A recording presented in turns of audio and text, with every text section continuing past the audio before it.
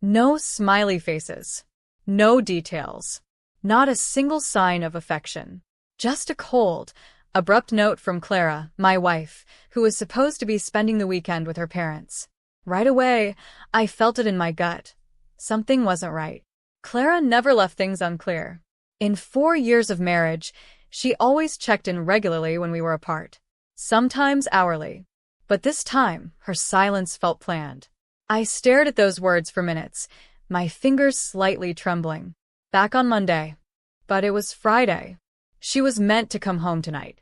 My stomach turned as I thought about the minor arguments we'd had lately. The late nights. The secrecy. How suddenly, she started keeping her phone locked, always face down, never out of sight.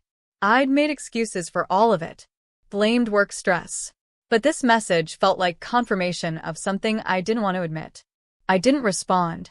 Instead, I opened her social media accounts, no posts, no new photos, nothing that hinted at her whereabouts. I checked the tracking app we shared. She'd turned it off 2 days ago. That was when I knew this wasn't spontaneous. She had planned this. I could almost hear her voice in my mind saying, "You're being paranoid again." But I knew better. This wasn't paranoia. This was clarity. After pacing the floor for nearly an hour, I finally typed out a message. No need to explain later. Enjoy your trip. It'll be your last one as my wife. I shut off my phone, stepped outside, and took a deep breath. My chest felt heavy, like something inside me had cracked. But underneath that pain, there was also a strange stillness. The kind that comes when you finally stop lying to yourself. 20 minutes later, I turned my phone back on. 12 missed calls. Another one came in instantly. I let it ring. Then again. And again. She didn't stop calling for over an hour. Eventually, I answered. Not because I was curious, I just wanted the ringing to end. She burst into the call, panicked. "Daniel, please, just hear me out."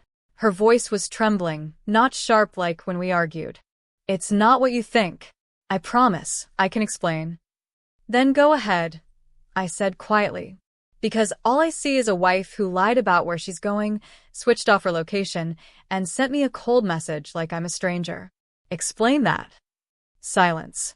Then a shaky breath from her end. "I went to the coast with some coworkers. It was last minute. I didn't tell you, because I knew you'd overreact. It's just a work thing." I didn't let her finish. Work trips have schedules, bookings, managers. Send me proof right now, or this call is over. I heard background noise, like she was walking or whispering to someone nearby. Then her voice again. "I can't. My battery's about to die." Whatever patience I had left snapped. Then let it die. I hung up. Then I blocked her number.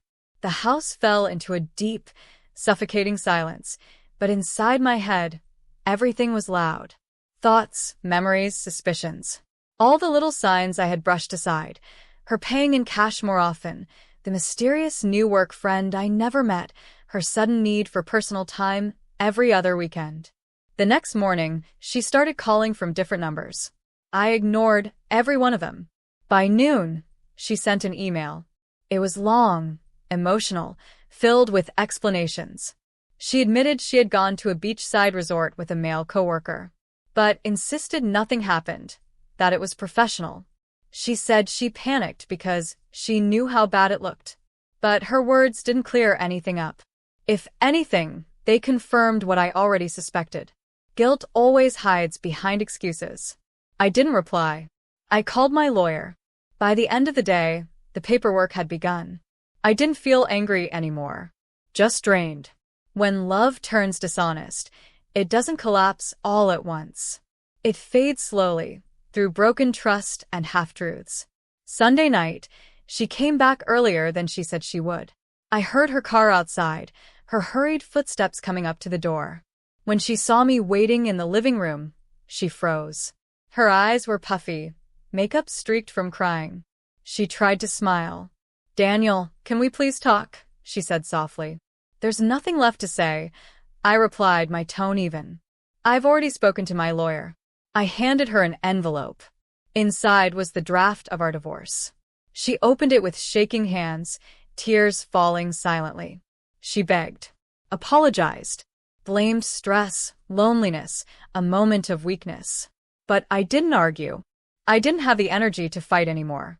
Too much had already been lost. I told her to take her things and leave whenever she was ready. That night, when she drove away, I stood by the window and watched her car disappear into the distance. My phone buzzed. Another message from her. I didn't open it. Some endings don't need closure. Sometimes, silence says everything that needs to be said. She kept trying to reach me throughout the week. I never answered. Because when trust is broken, no amount of explaining can put it back together again.